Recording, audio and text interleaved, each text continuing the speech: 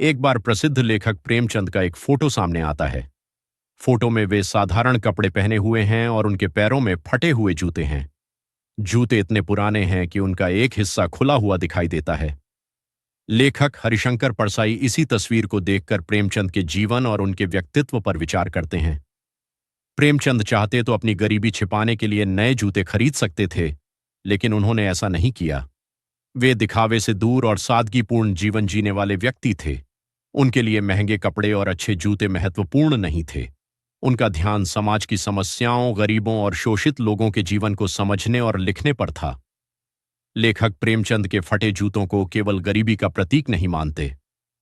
इन जूतों में उन्हें संघर्ष, ईमानदारी और सामाजिक सच्चाई दिखाई देती है। प्रेमचंद ने समाज की बुराइयों पर लिखते हुए कभी समझौता नहीं किया।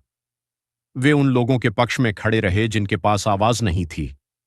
भावार्थ प्रेमचंद के फटे जूते बताते हैं कि महान बनने के लिए बाहरी चमक दमक जरूरी नहीं होती। इंसान की असली महानता उसके विचारों, कर्मों और समाज के प्रति उसकी संवेदनशीलता में होती है। प्रेमचंद स्वयं साधारण जीवन जीते थे, लेकिन उनके विचार बहुत ऊंचे थे। हिडन मीनिंग, छिपा हुआ अर्थ, फटे जूते वास्तव में प्रेमचंद के पूरे जीवन और संघर्ष का प्रतीक हैं। जूते का फटना केवल आर्थिक परेशानी नहीं दिखाता, बल्कि यह बताता है कि प्रेमचंद ने समाज की सच्चाइयों के बीच रहकर साहित्य लिखा।